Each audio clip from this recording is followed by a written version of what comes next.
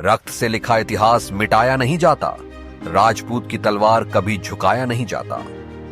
सन 1527 उत्तर भारत की धरती पर एक महायुद्ध की आहट थी। एक ओर था एक विदेशी आक्रमणकारी जिसने पानीपत की लड़ाई में दिल्ली फतह कर ली थी, मुगल बादशाह बाबर।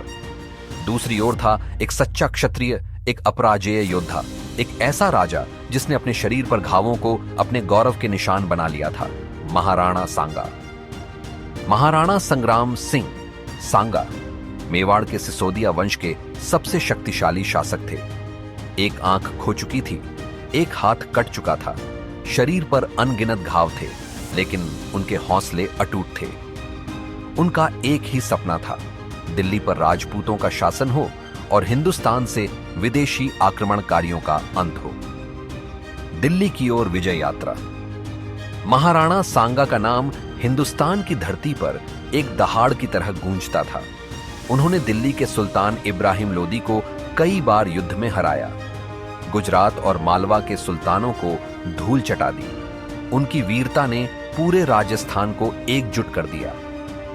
अब उनका अगला लक्ष्य था दिल्ली, लेकिन इससे पहले उन्हें एक नई ताकत से सामना करना था, मुगल सम्राट बाबर, जिसने पानीपत की लड़ाई 1526 में इब्राहिम लोदी को हरा दिया था।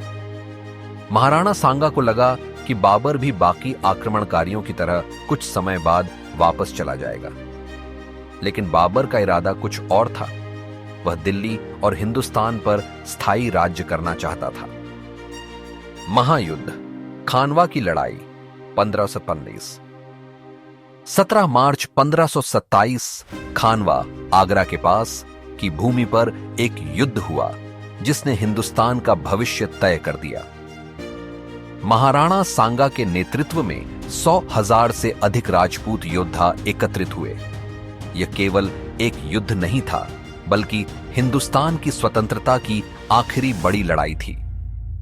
युद्ध प्रारंभ हुआ। महाराणा सांगा के वीर योद्धाओं ने मुगलों पर भयंकर आक्रमण किया। तलवारें बिजली की तरह चमकीं, घोड़े सरपट दौड़े, हाथियों ने दुश्मनों को कुचल दिया। परंतु बाबर एक चालाक योद्धा था।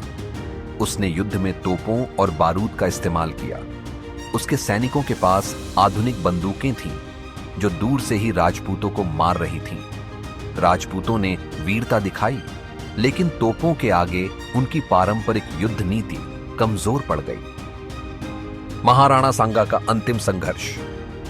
युद्ध के दौरान महाराणा सांगा गंभीर रूप से घायल हो गए। जैसे ही उन्होंने घोड़े से गिरते हुए देखा, उनकी सेना हिल गई। बाबर ने इस मौके का फायदा उठाकर निर्णायक हमला किया। राजपूत सेना टूटने लगी और युद्ध का पासा पलट गया। बाबर विजयी हुआ। महाराणा सांगा को उनके सैनिक युद्ध भूमि से सुरक्षित निकाल ले गए, लेकिन उनका हृदय अभी भी दिल्ली जीतने के सपने से धड़क रहा था।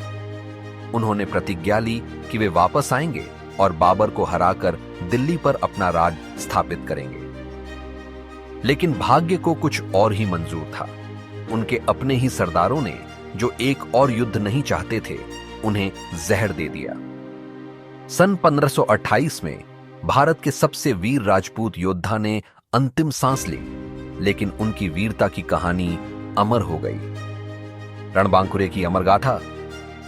महाराणा सांगा की हार केवल एक युद्ध की हार थी, उनकी वीरता की नहीं। उन्होंने जिस स्वतंत्रता की ज्वाला जलाई, वह आगे चलकर महाराणा प्रताप ने और अधिक प्रज्वलित की। आज भी राजस्थान और पूरे भारत में महाराणा सांगा को वीरता, बलिदान और स्वाभिमान का प्रतीक माना जाता है। वे राजा नहीं, एक युग थे, एक ऐसा युग जो हमें सिखाता है कि सच्चा योद्धा कभी हार नहीं मानता। चैनल को सब्सक्राइब करना ना भूलें।